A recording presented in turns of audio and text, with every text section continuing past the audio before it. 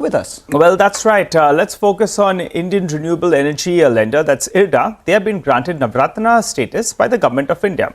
Well, the company also saw the asset quality improve and the assets under management rise over 25% on a year-on-year basis. We have with us Mr. Pradip Kumar, who is the chairman and the managing director of the company, who joins us. Hi, Mr. Das.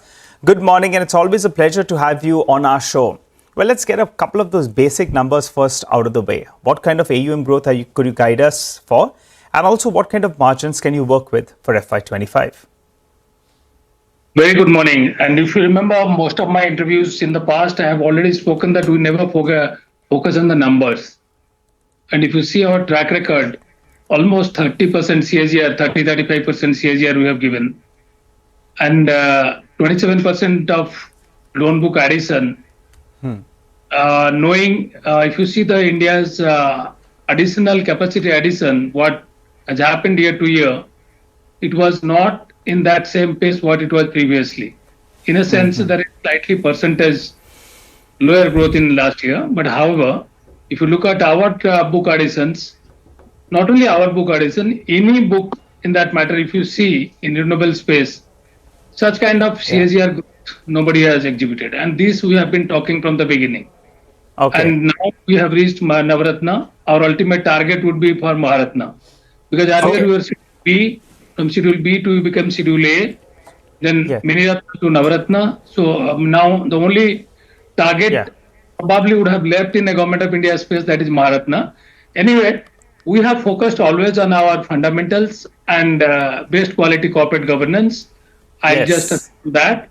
I have been talking earlier also that our main focus would be timely reporting. And if you see this year, we are the first banking and non-banking corporate in India. You know, Mr. Das, that's absolutely splendid, that you're the first ones to report. And as you said, you'll have grown by 30-35% in the past. So for this year as well, FY25, a 30% growth is what we should work with. And give us some color on NIMs. 2.85% I think it was of last quarter. So what should it look like? Two key numbers, sir. As you said, fundamentals will drive the stock. So give us those two key numbers. See, you are talking about 30%. I'll tell why not 50%? Why not 60%? So, see, basic is that we'll try to fully leverage our net worth. To remain healthy CRAR, we have to have 7 times of maximum, 7 times of rotating. And we have to see our CRAR at a very healthy level. So that is one concern. Apart from that, the kind of track record what we have, the kind of fundamental strength with respect to quality, best quality project appraisals mechanism in place, and post appraisal and disbursement, best quality review monitoring in place, which has enabled continuous reduction, not only simply by enhancing the loan book, the percentage reduction, but also in absolute terms, we have also recovered our past dues. So that has strengthened, and we'll keep continuing that. And like any other corporate, our aim is always to have maximum growth, but at the same time, best quality corporate governance. All right. We understand that, best quality corporate governance matched with maximum growth that you can. In the past, you've grown at 30%, which is why my colleague asked whether this 30% is sustainable or not. So we will take that as it comes. Last quarter, you did about 27%, which you said was because the industry had slowed down.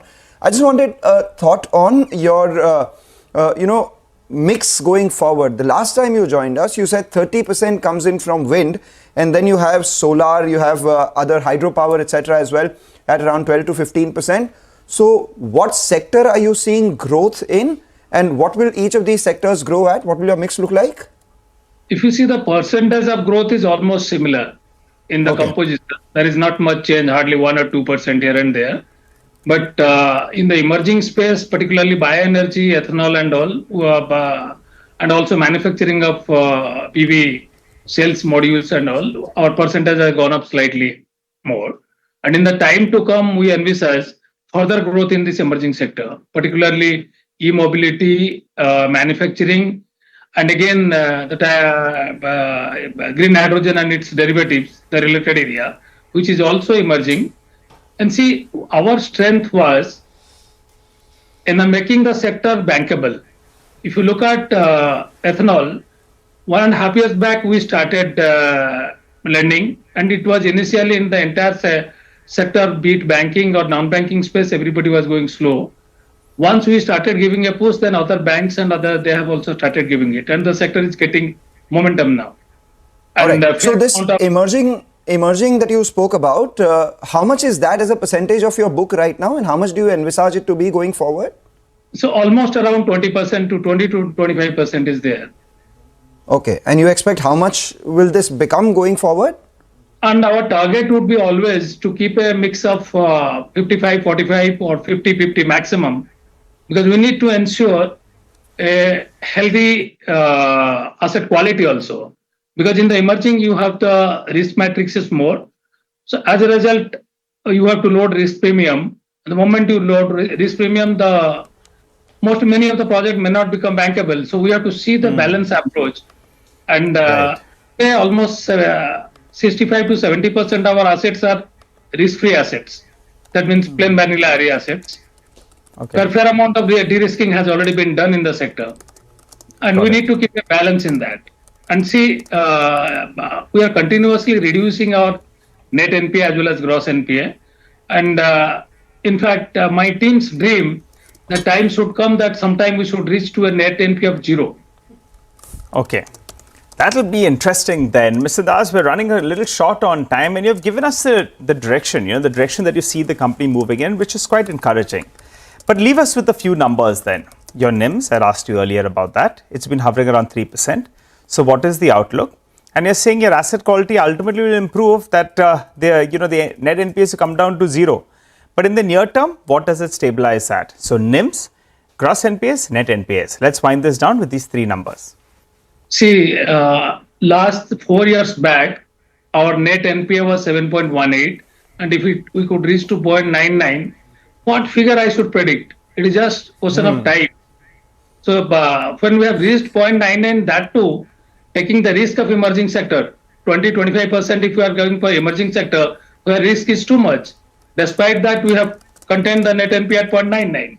So after reaching 0.99, when I am saying our dream, our team's dreams that could have a net NPA 0, that speaks everything. And let us not talk about any specific number.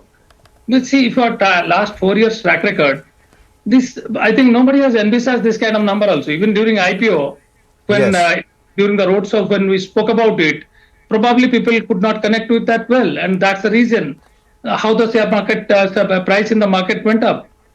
And I'm sure what kind of trust and confidence we have exhibited, if we can sustain that, these numbers what you are expecting me, that will be always healthy. Incredible. So, just for our viewers' sake, if you could explain to us what does the difference between Mini Ratna, Navratna and Maharatna is fundamentally when it comes to your business? How does it change things for you? The only one word is that is autonomy. Now we'll have autonomy in a sense. Our board will be fully empowered to have subsidiaries, joint ventures, overseas branches, for which otherwise we have to take the consent and concurrence of our administrative ministry. Of course, in the past, our ministry as well as Nitya has been too kind, also Deepam, to give us the consent, and as a result, we have taken the initiative for opening of office in GIFT City. But having Navratna status means a lot of autonomy. Also, like manpower restructuring up to certain level, our board is empowered to decide what number of manpower and how the division should be, and setting up branches, be it domestic and overseas, all these. Basically, it is autonomy, and we are living in a corporate governance era. When, despite being a public sector, and that too just getting recently listed, and we have exhibited the best quality corporate governance and fastest reporting standards in the banking space, that speaks our competence and capability. Okay, all right. Thanks a lot, Mr. Das. You've given us some color on the results. We wish you well, and hopefully during the course of the year, we get you yet again. And at that time, we eke out some more numbers. For the time being, congratulations on the past year and wish you well for this year. Well, it's been a short break. Come back, continue your focus on markets and stock-specific action.